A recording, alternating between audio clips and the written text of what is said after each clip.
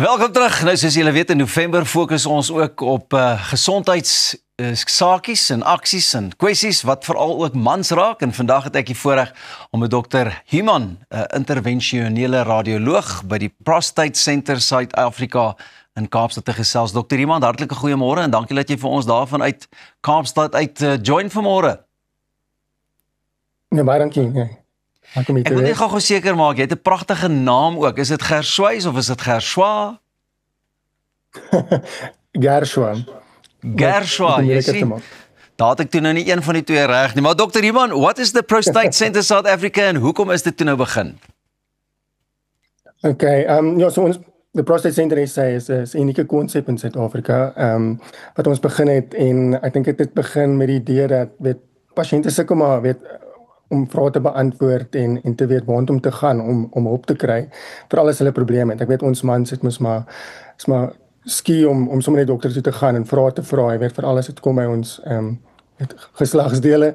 So ja, die Prostate Center is bestaan uit gespesialiseerde spesialiste soos myself, intervensionele radiologie en ook uroloog wat 'n passie het vir mans om pasiënte behelp met prostaatverwante probleme.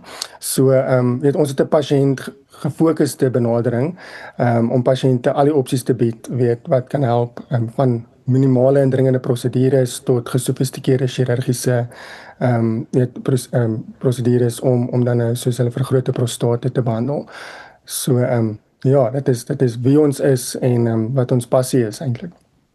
Net so in kort, jy weet, wat is die prostaat en hoekom is dit nodig om vir ondersoek te gaan? Die prostaat is 'n klier in mans wat onder die blaas sit en rondom die uretra vou en dit is verantwoordelik om voedingsryke stof af te skei wat die sperms voorsien om hulle funksie te kan verrig. So dit speel 'n groot rol in vrugbaarheid en ook as gevolg van sy posisie speel dit 'n rol in urinering en die proses daarmee. So dit is belangrik om dit te ondersoek in 'n toestand soos BPH waar ons dalk sal gaan praat, veroorsaak dit dat pasiënte simptome ervaar waar hulle urine nie lekker kan uitvloei nie en dit kan hulle funksie inkort en dit is nie noodwendig dat hulle met daai probleem hoe voort te leef nie. Die ander probleem van die prostaat is dit het ook 'n geneigtheid om kanker te kan ontwikkel. So dit is belangrik om die prostaat te kan begin ondersoek veral na 50 of is daar familiegeskiedenis na 40. Net om seker te maak daar is nie enige kwaadaardigheid nie en dan ook soos ek gesê het, as daar 'n vergrote prostaat is en simptome is na vore dan kan mens iets doen omtrent. Mens hoef nie dat jou lewe in te kort of jou funksie te verminder nie. Dok, jy het al een of twee keer ook genoem wat 'n vergrote prostaat aanbetref. Hoekom gebeur dit en ek dink dit is nogal 'n ding wat ook baie meer algemeen voorkom by die mans. Dis reg, ja. 'n vergrote prostaat kan wees as gevolg van 'n toestand genaamd BPH of benigne prostaathipertrofie en ek dink mens kan dit sien as 'n verouderingsproses, soos wat ons grys word of plooie kry, dit gebeur maar in mans as ons ouer word as gevolg van 'n samestelling van gevolge en dit is eintlik nogal algemeen. So mans oor 50, hulle sê selfs 5 tot 50% van mans oor 50 sukkel met hierdie vergrote prostaat en tot en met amper soos 80 tot 90% van mans bo 80. So dis 8 uit 9 mans bo 80 kan het simptome van BPH. Wat is die prostaatarterie-embolisering? Jy weet, en hoe help dit mans? Maar yes. So prostaatarterie embolisasie is dan nou een van die minimale en dringende prosedures wat ons kan bied as intervensionele radioloog. Dit is 'n prosedure wat reg rondom die wêreld bekend is en aangebied word as 'n alternatief tot chirurgie en wat 'n basis behels is, dit word gedoen as 'n buitepasiënt prosedure. Pasiënt kom in en dan sodra in teater dan kry ons toegang tot een van die bloedvate in die lies en met behulp van die ekstraal vind ons die pad tot by die arterie wat die prostaat van bloed voorsien en sodra ons daar is en ons bevestig dit dan kan ons die bloedvloei afsluit na die prostaat toe en dit is hierdie vermindering in bloedvloei na die prostaat toe wat dan veroorsaak dat die prostaat krimp en verklein oor tyd. En die pasiënt kan ons sommer dieselfde dag huis toe gaan, die volgende dag is hy weer op die been en so in die minimale indringendheid van hierdie prosedure kan maak dat die pasiënt vinniger weer op die been kom in vergelyking met iets soos chirurgie wat dan bietjie langer met hersteltyd verg. En watter ander behandelings bied julle ook aan?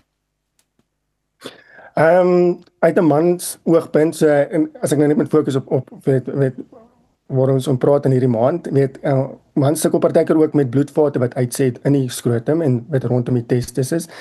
Dit kan lei tot infertiliteit, ongelukkig, en ons kan ook met 'n minimale indringende prosedure dit verhoed en laat krimp.